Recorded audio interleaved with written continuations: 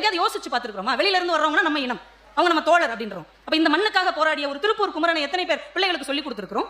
சொல்லிக் கொடுக்கறதே கிடையாது. எல்லாத்தையும் காலப்போக்கிலே மறந்து கொண்டே போகிறோம் என்றால், இந்த நன்மை செய்த மனிதர்களை திரும்ப திரும்ப இந்த பிள்ளைகளுக்கு ஞாபகப்படுத்துவதன் மூலமாக மட்டும்தான் இந்த உலகத்தை நல்லதொரு உலகமாக மாற்ற முடியும் என்று நீங்கள் முதலில் நம்ப வேண்டும். நல்லதுக்கு காலம் இல்லாட்டாலும் நல்லதுதான் செய்யணும். முன்னாடி என்ன சொல்லுவோம்? நீ நல்லது செய்யி, உனக்கு நல்லது நடக்கும், அப்படிதான் சொல்லுவோம். ஆனா இனிமே சொல்லுங்க, நீ நல்லது செய், உனக்கு நல்லது நடக்காட்டாலும் நீ நல்லதுதான் செய்ய வேண்டும்.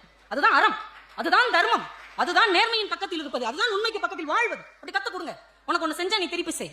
இல்ல ஒருத்தன் உனக்கு திருப்பி செய்வான் என்றால் நீ செய், அப்படி சொல்லாதீங்க. உனக்கு திரும்பி வராவிட்டாலும் நீ அவனுக்கு நல்லது செய். அவன் திரும்ப உனக்கு கெட்டது செய்வான் என்றாலும் நல்லது செய். இந்த எண்ணத்தை வளர்த்தால் மட்டும்தான் 2000க்கு முன்னாடி நம்ம வாழ்ந்தோம்ல ஒரு வாழ்க்கை, சக மனிதர்களோடு ஜாதி பார்க்காமல் சமயம் பார்க்காமல் எல்லாருமே எங்க சொந்தக்காரங்க தான், ஒரே தெருவுல ஒற்றுமையா ஓடி விளையாண்டோம்ல, அந்த வாழ்க்கை திரும்ப வரும். நம்ம என்ன பதவியில இருக்கிறோம், எவ்வளவு செல்வம் வைத்திருக்கிறோம், அதை வச்செல்லாம் வாழ்க்கை கிடையாதுங்க. ஒரு சின்ன கதை படிச்சேன். ஒரு கார்பரேட் கம்பெனி, முடிச்சிருவேன்.